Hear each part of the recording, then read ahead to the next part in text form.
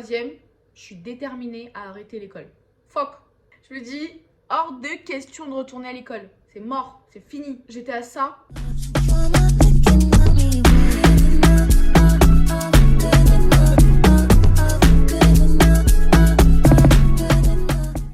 Salut les gars, bienvenue dans cette nouvelle vidéo. Aujourd'hui, vidéo un peu spéciale, story time. Story time sur tous les examens que j'ai passés jusqu'à maintenant. Évidemment en candidat libre. Je vais vous parler de tous les examens que j'ai passés en candidat libre. Wouh! Si vous vous demandez si c'est faisable ou non et si j'ai réussi, c'est ce qu'on verra dans cette vidéo. Restez jusqu'à la fin évidemment et puis voilà quoi. Je vous laisse avec la suite. Pourquoi j'ai voulu passer tous ces examens en candidat libre? Pour commencer, il faut sachez que j'ai eu beaucoup de déménagements. Donc j'ai déménagé peut-être 40 fois. Je grossis la chose. Je déteste l'école. J'ai toujours détesté l'école. C'est quelque chose qui m'énervait tellement quand j'étais petite. Mais genre ça a commencé depuis la primaire genre. J'ai toujours voulu genre vraiment arrêter le plus tôt possible. Dès que je pouvais atteindre l'âge légal, donc les 16 ans, pour moi c'était ciao bye quoi. Et en fait, surtout parce que je n'arrivais pas à trouver donc la motivation d'aller à l'école. Il y en a qui avaient genre leur petite bestie, leur duo et tout et tout. Mais moi, comme je déménageais 40 fois, j'ai changé de copine 40 fois. Et c'était trop horrible. Psychologiquement, c'était super dur. Pourtant, je suis quelqu'un qui m'adapte facilement, mais l'école, franchement, horrible. Horrible. Fait que niveau social, j'étais limitée quoi. Donc, au collège, j'ai des années catastrophiques. J'ai énormément fait l'école buissonnière, genre chaque année, minimum un trimestre. Genre minimum un trimestre par année de collège quoi. Petit disclaimer à ne pas reproduire chez soi. Si vous pouvez aller à l'école, continuez d'aller à l'école au moins jusqu'au bac. Après le bac, vous faites ce que vous voulez. Mais minimum jusqu'au bac, vous allez à l'école avec mention ou pas. Si vous avez mention, tant mieux. Si vous n'avez pas, enfin si vous ne l'avez pas, tant pis, il n'y a pas mort d'âme. Bien le fait où j'ai déménagé 40 fois, donc j'ai changé de collège 3-4 fois facile. 6e, 5e, même collège, ça va à peu près, juste ça commence à dégringoler vers la 5e. 4e, je change de collège, j'ai séché clairement 2 trimestres. Le premier trimestre, j'y allais genre normal et tout. Le deuxième et le troisième trimestre, rien à carrer. Genre, je me suis dit, c'était la fête, c'était l'école du foot quoi. 4e, donc je rechange encore de collège. Donc là je redouble. J'ai fait en sorte d'avoir une bonne moyenne. Donc juste être présente au moins. Donc je suis passée avec 12. On est content. On va pas chier dessus. 3e, je rechange pour la énième fois donc de collège. Là également, franchement, je séchais par-ci par-là, mais ça va, c'était limité quoi. J'étais trop dégoûtée. Franchement, mon collège là, j'ai eu de belles rencontres, mais un petit peu traumatisé ce collège quoi. 3e, je suis déterminée à arrêter l'école. Ma mère n'est pas de cet avis-là. Ma mère n'est pas du tout de cet avis-là. Elle me demande ce que je veux faire. Moi, je lui dis, je veux travailler. Laisse-moi travailler. Je trouve un taf à 16 ans et j'y vais, tu vois. Madame n'est pas d'accord. Donc, on a fait la guerre. Avec ma mère, on a fait la guerre. Mais genre, comme des dingues. Toute mon année 3e, c'était la guerre. Et en fait, ma mère, elle comprenait pas pourquoi je faisais autant la guerre avec elle pour ne pas aller au collège. C'était tout simplement parce que je voulais gagner de l'argent. On avait tellement de difficultés financières que franchement, ça devenait trop invivable et insoutenable, quoi. Il faut sachez que ma mère, elle a 4 enfants. En charge toute seule.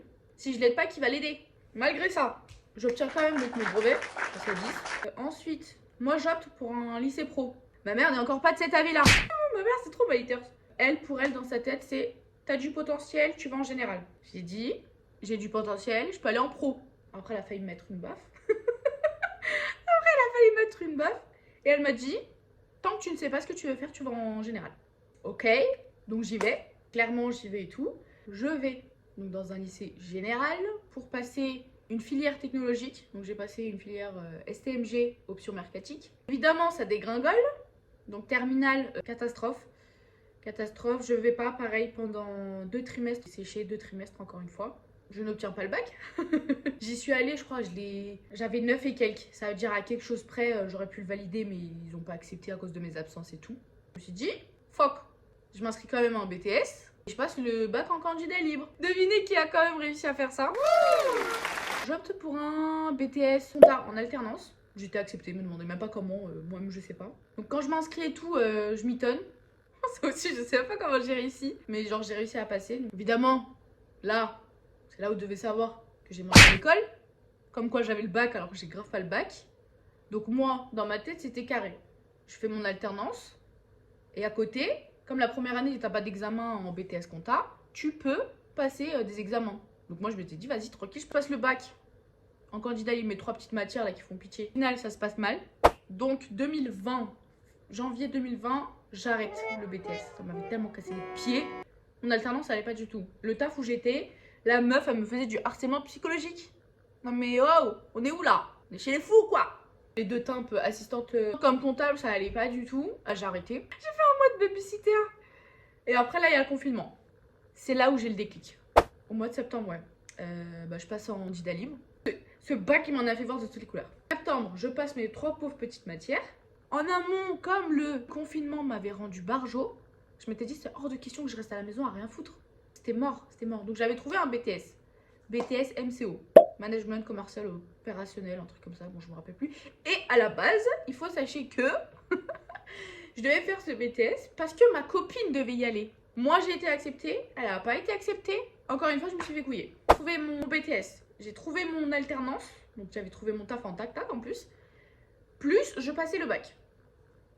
Parce que là, vous voyez ce que je veux dire. Septembre 2020, j'obtiens mon bac, donc ça c'était carré. Je préviens mon BTS sur Paris. En plus, je l'ai appris le jour de la rentrée. Non, les pré-rentrées, là, les trucs comme ça, là. Je l'ai appris à la pré-rentrée.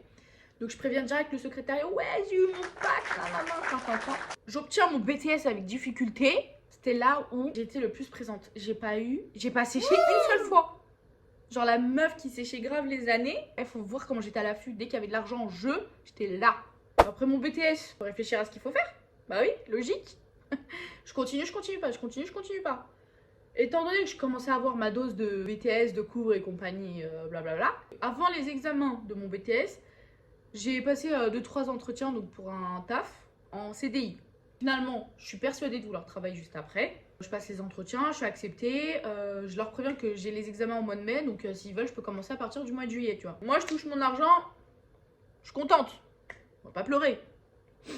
Donc ils me disent oui, ok, vas-y, mois de juillet tu commences. Bon après, en amont ils m'ont appelé, ils m'ont dit finalement tu commences en septembre. J'obtiens mon taf en tant que secrétaire, septembre 2022. Et là, je sais plus comment ça s'est passé, mais il me semblait que je parlais avec ma grande sœur et tout. Elle me dit ouais, il y a une plateforme et tout où tu passes des cours, donc des cours en ligne à distance, tu vois. Moi, je fais quoi? Je recherche, je regarde et tout et tout. Donc je tombe sur un bachelor ressources humaines et paye. Et je vois qu'il y a des rentrées décalées. Tu peux passer tes examens quand tu veux. Genre il y a 2 sessions, donc au mois de décembre et au mois de juin. Donc de là, j'appelle un conseiller. On en discute et tout et tout. Pour le financement, moi je demande à payer en solo quoi. Donc avec mon taf en fait finalement, voilà, je suis inscrite en bachelor. Ressources humaines et paye. En candidat libre. La folie m'a atteint. Moi toute contente. Moi je suis là, je regarde mes cours, je me connecte, tout et tout. Donc j'arrive à faire travail plus cours en distanciel, clairement. Donc de chez moi et tout. Si j'arrive à passer mon bachelor en candidat libre, vas-y nique, je passe mon master direct en même temps. Comme ça, à la session de juin, je passe mon bachelor. Et le décembre, donc 6 mois après, je passe mon master. Et comme ça, en un an, c'est bouclé, c'est carré et voilà quoi, c'est fini. Après réflexion faite, j'appelle le conseiller. Je lui dis, je veux passer à MBA en un an. Oui, parce que du coup, ça s'appelait... Enfin, j'ai un MBA, c'est même pas un master, c'est un MBA que j'ai. En finance. Et oui, c'est la psychiatrie ici, on n'a pas le temps. J'appelle le conseiller, pareil, je lui dis financement seul, etc., etc. Il accepte. Jusqu'à il m'a fait une réduction et tout sur le prix. Franchement, le prix, c'est trop affolant. Voilà, ça vaut même pas le coup. Voilà, clairement, je vous le dis, ça valait même pas le coup et tout. En tout cas, c'était bien dur. C'était bien dur. Je sais pas qui m'avait envoyé, mais c'était bien dur. Comment j'ai préparé les examens? Je vais répondre à 2-3 questions que j'entends souvent quand je dis j'ai passé mes examens en candidat libre. Les gens ils me prennent pour une folle. Je vous jure, les gens ils me prennent pour une folle. Pourtant c'était facile, enfin c'est faisable quoi. La première question en vrai c'est comment je me suis organisée. Et c'est simple, j'étais complètement désorganisée. Je sais pas si vous aussi vous avez ce problème là, mais moi je suis quelqu'un d'organisé mais désorganisé. Je sais pas si vous voyez ce que je veux dire. En mode j'arrive à m'organiser. En fait je me comprends dans mon propre bazar. Je sais pas si vous voyez. En vrai j'ai rencontré donc énormément de difficultés.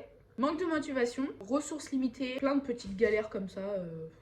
Et en vrai, ce que je voulais dire, peu importe l'examen que vous passez en candidat libre, c'est une charge mentale mais monstrueuse. C'est horrible. C'est horrible. Quand tu es toute seule, en fait, faut savoir gérer sa solitude. Si vous avez des questions, il y avait le forum et tout, mais bon, c'était une plateforme mais complètement désorganisée. Je faisais tout à ma sauce. Il n'y avait pas d'accompagnement ni rien. Ça veut dire j'étais solo dans mon monde, laisse tomber quoi. T'es livré à toi-même. Ça veut dire il faut que tu aies une autonomie de dingue. Si tu l'as pas, c'est mort. Ça sert à rien de te lancer dans les étapes du candidat libre et tout, ça sert à rien. Si t'es... Déjà, être désorganisé, c'est chaud. Si t'as pas d'autonomie, c'est encore plus chaud. Et voilà quoi. Pour tout ce qui est ressources, ça dépend de comment ta vie est construite. Perso, comme je suis encore chez ma mère, c'était facile sans être facile quoi. J'avais pas vraiment trop la charge mentale du loyer et compagnie, donc je travaillais pour subvenir aux besoins de ma mère aussi. Mais à côté de ça, je travaillais quand même mes cours. Deuxième point positif dans mes ressources, c'est que j'avais prévenu ma responsable que j'allais passer donc mon bachelor en candidat libre. J'avais souvent besoin de me connecter sur la plateforme pour pouvoir réviser 2-3 examens. Elle était OP. Elle a dit OK, mais tu ne négliges pas ton travail à côté. Je lui ai dit OK, don't worry, je m'en occupe. En tout cas, cœur sur elle, franchement, c'était trop un amour, je l'aimais à la folie. Là, si on doit parler des avantages et des inconvénients, c'est chaud. Le premier avantage, c'est que t'as pas la pression d'un prof. Un ou des profs. Ça, c'est sûr et certain, tu l'as pas. C'est toi et ta conscience, c'est tout. Et l'autre pression aussi que tu n'as pas par les profs, c'est t'as pas tel examen à rendre tel jour. Et ça, c'était trop bien. Ça veut dire, c'est pas, j'allais en présentiel, on me cassait les pieds pour me dire t'as ça à rendre pour demain ou t'as 48 heures pour rendre ton examen. No! Les autres avantages, tu peux travailler. Tu peux très bien faire un 35 heures, comme un 25 heures, peu importe. Tu peux travailler à côté. T'as 5 ans pour passer l'examen. Donc tu peux repousser l'examen quand tu veux, donc jusqu'à la 5e année. Ensuite, un autre avantage, tu peux payer en plusieurs fois. Il me semble que le maximum c'est payer jusqu'à 36 fois. Ouais, tu peux payer en 36 fois. Perso, je l'ai fait en 24 mois. Je l'ai fait en 24 mois. Dieu merci, là c'est déjà payé, c'est fini. Sauf mon MBA, je le paye encore. Parce que j'avais demandé l'option en 36 fois. Et franchement, c'est mieux. C'est largement mieux. Ah oui, et un autre avantage, le master, au lieu de le passer en 2 ans, tu peux le passer en 1 an. Et c'est exactement ce que j'ai fait. Je voulais pas perdre une année de plus. Donc ce que j'ai fait, j'ai rattrapé le temps perdu et j'ai passé mon MBA en 1 an. Là, on va passer aux inconvénients. L'inconvénient donc d'être en candidat libre en vrai, c'est que t'es pas assez suivi, mais je m'explique. On a posé une question sur le forum, donc t'avais des réponses automatiques des agents. Bah en fait, t'avais des réponses mais genre à côté de la plaque quoi. Toi t'es là, t'es sous pression, tu sais pas ce que tu dois faire et tout. Là, un agent qui te répond sur le forum en mode IA wesh. On est où là? Si c'était pour passer des examens comme ça, j'aurais passé mes examens avec ChatGPT, je vous jure. ça aurait été plus facile. Et ça m'aurait coûté moins d'argent, surtout. Ouais, en fait, le truc, c'est qu'aussi, les formations, elles étaient super chères. Je vous jure, je payais ma formation plus de 2000 euros. Plus de 2000 euros, est-ce que vous vous rendez compte? Les résultats et en vrai, mon ressenti. Est-ce que ça en valait la peine? Oui. But, c'était super intense. Au final, je l'ai quand même eu. Est-ce que je le referais? Non, j'arrêterai au BTS directement. Franchement, je me casserai même pas la tête. J'aurais économisé voilà l'argent. Ouais, très clairement, c'était trop affolant. Surtout si je dois conseiller à quelqu'un de le faire ou non, faut être bien prêt. Je vous jure, il faut être prêt mentalement. Mais genre vraiment bien prêt. C'est pas une décision que tu prends à la légère et tout hein. Bon après, dans le pire des cas, tu peux toujours retourner à l'école, mais bon. Tu rentres dedans, t'as 14 jours pour te rétracter quoi. Et franchement... surtout, être organisé, c'est indéniable. Il faut que tu sois organisé, autonomie. Surtout aussi, si vous pouvez faire des plannings de révision et des to-do list. Normalement, avec ça, plus votre mental d'acier, là c'est sûr et certain, vous avez votre diplôme. Si vous avez passé des examens en candidat libre, n'hésitez pas à me le dire en commentaire. Ou si vous voulez tenter, ou si vous avez d'autres questions, j'y répondrai avec plaisir. N'hésitez pas à venir sur Insta me poser toutes vos questions aussi, ça me faciliterait. Au moins je pourrais vous faire des vocaux parce que du coup des fois il y a certaines questions où tu es obligé de répondre par message vocal sinon c'est beaucoup trop long. On se retrouve jeudi prochain pour une prochaine vidéo. N'hésitez pas à commenter, liker ou à me suivre, ça va me donner de la force.